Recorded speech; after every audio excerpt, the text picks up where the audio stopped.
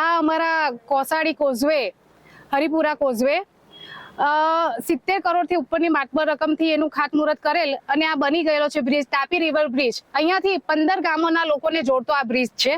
પણ સ્થાનિક લોકોએ જ્યારે મને જાણ કરી કે અહીં ભૂવા પડી ગયા છે અને તિરાડો દેખાય છે, તો હું અહીંયા વિઝિટ આવી તો જોયું તો કામવાળા કામ કરતા હતા અને મોટા મોટા ભૂવાઓ અને આ તિરાડો તમે જોઈ શકાય છે. અને આ 1.25 કિલોમીટર એટલે 1 કિલોમીટરથી થોડું અંતરે આ બન્યો છે ને અડધો કિલોમીટર તો આમાં તિરાડ પડી છે. અને જે જોઈન્ટ માળા છે એની અંદર પણ મોટી મોટી તિરાડો દેખાય છે.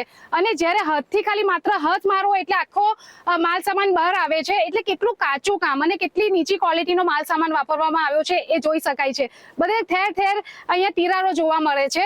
આવનાર દિવસોમાં અહીંયાથી હેવી વાહનો જશે, લાખો લોકોની અવર જવર થશે, તો આવનાર દિવસોમાં અહીંયા અકસ્માતનો ચાન્સીસ રહેલા છે એ જોઈ શકાય છે.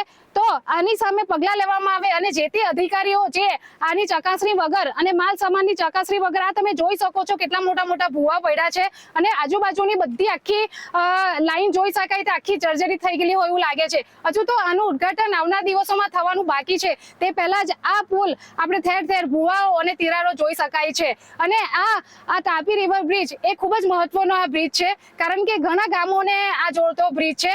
અને આ બ્રિજ ન હોવાને કારણે 25 કિલોમીટર જેટલો ચક્રાવ થતો હતો લોકોને, તેના માટે રાહતનું કામ આ થઈ રહ્યું હતું. પરંતુ આ કામ જોતા એવું લાગે છે કે લોકોના ભવિષ્ય સાથે ચેડા થઈ રહ્યા છે.